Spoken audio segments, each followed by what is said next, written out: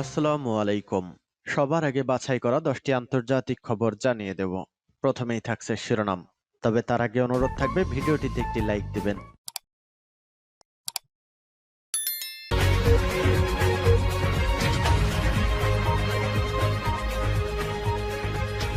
আসসালামু আলাইকুম। বিবিসি বিশ্ব সংবাদে আপনাকে স্বাগত। শুরুতেই সংবাদ শিরোনাম, পরে বিস্তারিত।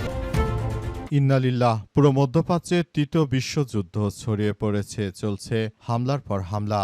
জায়নবাদীদের কোনোভাবে ছাড় দিচ্ছে না ইরানের ইসলামী বিপ্লবী গার্ড বাহিনী। কোনোভাবেই তারা ইহুদিবাদী ইসরায়েল এবং মার্কিন যুক্তরাষ্ট্রকে এই যুদ্ধ থেকে একা ছেড়ে দেবে না। তাদেরকে যেখানেই পাওয়া যাচ্ছে সেখানেই কতল করা হচ্ছে। পুরো মধ্যপ্রাচ্য জুড়ে যে সংঘাতময় পরিস্থিতি এবং যে জটিলতার সৃষ্টি হয়েছে, এজন্য ইহুদিবাদী ইসরায়েলকে সরাসরি দায়ী করেছে ইরান। পাশাপাশি মধ্যপ্রাচ্যের মুসলিম নামে যেসব দালাল ইসলামিক রাষ্ট্র রয়েছে, সংযুক্ত আরব আমিরাত, দুবাই, কাতার, কুয়েত, বাহরাইন, ওমান সহ যেসব দালাল রাষ্ট্র রয়েছে, সব দালাল রাষ্ট্রদেরকে ক্ষতিপূরণ দিতে ইরান নির্দেশ দিয়েছে। ইরানের উপর আক্রমণ করিয়েছে মূলত এই রাষ্ট্রগুলো। তারা ইরানকে একরকম মাটির সঙ্গে মিশিয়ে দিতে চায়। তবে পরিস্থিতি যতই খারাপ আকার ধারণ করুক না কেন, ইরান কখনোই ইহুদিবাদীদের কাছে মাথা নত করেনি। ইরান নিজের অধিকার নিয়ে এগিয়ে যাচ্ছে। চলছে হামলার পর হামলা। আর এরই মাঝে আমাদের হাতে এসে পৌঁছেছে যুদ্ধের সর্বশেষ গুরুত্বপূর্ণ সবথেকে তাজা আপডেট সংবাদ আপনাদের জানিয়ে দিব। প্রথমেই জানাবো, যুক্তরাষ্ট্র ইরানের মধ্যে দ্বিতীয় দফা বৈঠকের চেষ্টায় পাকিস্তান। যুক্তরাষ্ট্র এবং ইরানের মধ্যে দ্বিতীয় দফার আলোচনা আয়োজনের চেষ্টা চালিয়ে যাচ্ছে পাকিস্তান। একই সঙ্গে কূটনীতির পথ সুগম করতে দেশটি চলমান যুদ্ধবিরতির মেয়াদ বাড়ানোর উদ্যোগ নিয়েছে। পাকিস্তানের এক জ্যেষ্ঠ সরকারি সূত্রের বরাদ্দে এই তথ্য জানিয়েছে বার্তা সংস্থা এএফপি। এরপর জানাবো, মার্কিন অবরোধের মধ্যেই হরমুজ পাড়ি দিল 4 জাহাজ। যুক্তরাষ্ট্রের ঘোষিত নৌ অবরোধের মধ্যে 4টি জাহাজ হরমুজ প্রণালী অতিক্রম করেছে বলে জানিয়েছে বিবিসির ভেরিফাই। সেখানে জানা গেছে যে চীনের 4টি জাহাজ তারা হরমুজ প্রণালী পাড়ি দিয়েছে। মার্কিন যুক্তরাষ্ট্রকে বৃদ্ধাঙ্গুলি দেখিয়ে এই জলপথ পাড়ি দিয়ে তারা নতুন রেকর্ড সৃষ্টি করেছে। এর ফলে মার্কিন যুক্তরাষ্ট্র হা হয়ে তাকিয়েছিল। তারা কোনো কিছুই করতে পারেনি, সবকিছু তছনছ করে দেয়া হয়েছে। পরিস্থিতি এখন যতই এগিয়ে যাচ্ছে আরও খারাপের দিকে যাচ্ছে। দখলদারদের কোনোভাবেই ছাড় হবে না। এদিকে হিজবুল্লাহর হামলায় আহত 11 ইসরায়েলি সেনা।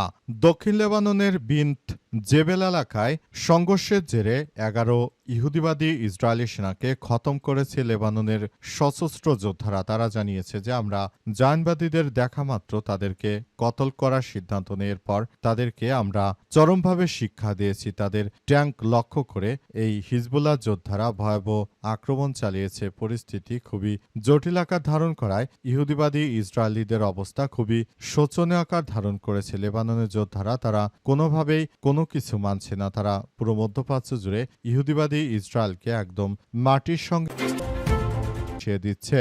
এবারে জানাবো, ইরানের বন্দর অবরোধ করা যুক্তরাষ্ট্রের জন্য বিপজ্জনক এবং দায়িত্ব জ্ঞানহীন পদক্ষেপ বলল চীন। আলহামদুলিল্লাহ, দীর্ঘদিন পর ইরানের পক্ষে যুক্তি দিয়ে পাশে দাঁড়িয়েছে চীন। চীন জানিয়েছে যে কোনোভাবে মার্কিন যুক্তরাষ্ট্র এবং অবৈধ রাষ্ট্র ইহুদিবাদী ইসরায়েল তারা যে কার্যক্রম চালিয়ে যাচ্ছে এটি আসলে কোনোভাবেই গ্রহণযোগ্য হতে পারে না। সবকিছু তছনছ করে দেওয়া হচ্ছে।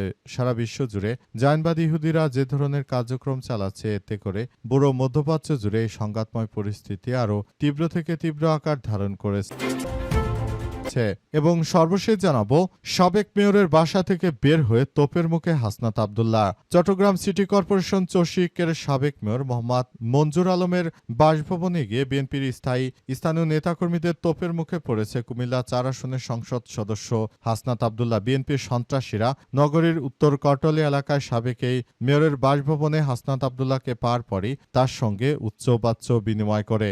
জানা গেছে আজ দুপুরের পর এমপি হাসনাত আব্দুল্লাহ নগরীর উত্তর কাটলি এলাকায় সাবেক মেয়র মঞ্জুরুল আলমের বাসভবনে যান এবং বৈঠক করেন। মঞ্জুরুল আলমের বাসভবনে হাসনাত আব্দুল্লাহর উপস্থিতির খবরে স্থানীয় বিএনপি নেতাকর্মীরা সেখানে ভিড় জমান। এক পর্যায়ে হাসনাত আব্দুল্লাহ বের হয়ে আসার সময় তার পথ আটকে দেন। এ সময় তারা এমপির উপস্থিতির বিরুদ্ধে বিভিন্ন স্লোগান দিতে থাকেন। উত্তেজিত জনতা তাকে এলাকায় প্রবেশের কারণ নিয়ে প্রশ্নবিদ্ধ করে। সামাজিক যোগাযোগ মাধ্যমে এই ভিডিওটি ছড়িয়ে পড়েছে। প্রিয় দর্শক, এতক্ষণ শুনছিলেন সংবাদ শিরোনাম, এবারে বিস্তারিত।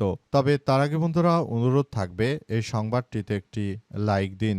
এই চ্যানেলে আপনি নতুন হয়ে থাকলে আমাদের সংবাদটি দেখতে দেখতে চ্যানেলটি সাবস্ক্রাইব করে রাখুন। কমেন্ট করে বন্ধুরা আপনার মূল্যবান মতামত জানিয়ে দিন আপনি বিশ্বের কোন দেশ থেকে বা বাংলাদেশের কোন স্থান থেকে আমাদের সংবাদটি দেখছেন এবং শুনছেন। আর বন্ধুরা সংবাদটি আপনার সোশ্যাল মিডিয়া ফেসবুকে শেয়ার করে বন্ধুদেরও দেখার সুযোগ করে দিন।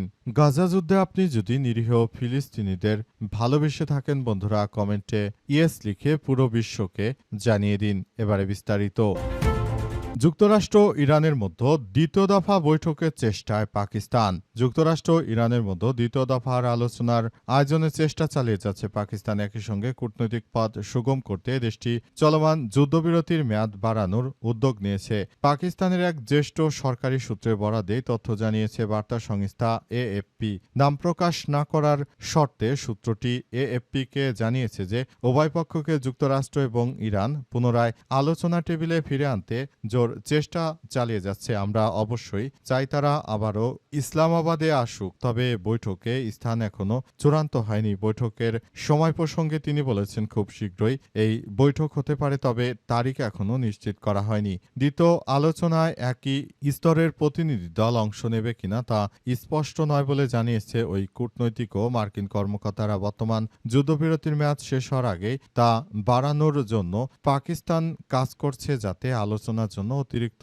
সময় পাওয়া যায় বলে জানিয়েছে সূত্রটি। প্রসঙ্গত মধ্যপ্রাচ্যে উত্তেজনা নিরসনের লক্ষ্যে সম্প্রতি পাকিস্তানের মধ্যস্থতায় প্রথমবারের মতো একটি চুক্তিতে পৌঁছেছে যুক্তরাষ্ট্র এবং ইরান। ফলে 2 সপ্তাহের যুদ্ধবিরতি কার্যকর হয়। বর্তমানে এই কূটনৈতিক সাফল্যে দীর্ঘস্থায়ী করতে চাইছে পাকিস্তানের বিভিন্ন সূত্র এবং বর্তমানে পরিস্থিতি আসলে খুবই জটিল আকার ধারণ করেছে এবং পাকিস্তান চায় 2 দেশের মধ্যে একটি সুন্দর যুদ্ধবিরতি হয়ে যাক। কিন্তু শেষ পর্যন্ত আসলে দখলদার বাহিনী কি করবে সে বিষয়টি এখন পর্যন্ত স্পষ্ট করে কেউ বার্তা দিতে পারেনি। মার্কিন অবরোধের মধ্যেই হরমুজ পাড়ি দিল 4 জাহাজ। যুক্তরাষ্ট্রের ঘোষিত নৌ অবরোধের মধ্যে 4টি জাহাজ হরমুজ প্রণালী অতিক্রম করেছে বলে জানিয়েছে বিবিসি। ভেরিফাই জাহাজ চলাচল ট্র্যাকিং এর তথ্য বিশ্লেষণে তথ্য উঠে এসেছে। মেরিন ট্রাফিকের তথ্য অনুযায়ী প্রণালী পার হওয়া জাহাজগুলোর মধ্যে 2টি এর আগে ইরানের বন্দরে গিয়েছিল। এর একটি হল কিস্টিয়ানা, যা আগে ইরানের একটি বন্দরে অবস্থান করেছিল। অন্যটি রিস স্টারি নামের আরেকটি জাহাজ আগে থেকে যুক্তরাষ্ট্রের নিষেধাজ্ঞার আওতায় ছিল। জাহাজটি সংযুক্ত আরব আমিরাতের একটি বন্দর থেকে তারপর সেটি যায়। তবে এই জাহাজগুলোর অধিকাংশ জাহাজই ইরানের ব্যক্তিগত এবং এই জাহাজগুলোর মধ্যে আরও কিছু জাহাজ রয়েছে যেগুলো হচ্ছে সরাসরি মার্কিন যুক্তরাষ্ট্রের চিরশত্রু চীনের। এই জাহাজগুলো দেখার পর আমেরিকার নৌবাহিনীরা তারা ছাগলের মতো তাকিয়েছিল, কিন্তু জাহাজের কোনো ক্ষতি করার কোনো সাহস পায়নি এই জায়নবাদী সেনারা। মার্কিন যুক্তরাষ্ট্রের সেনারা তারা চীনের এই জাহাজ দেখে, জাহাজে হামলা তো করা থাক দূরের কথা, জাহাজ দেখে তারা স্যালুট দিতে বাধ্য হয়েছে এই মুহূর্তে।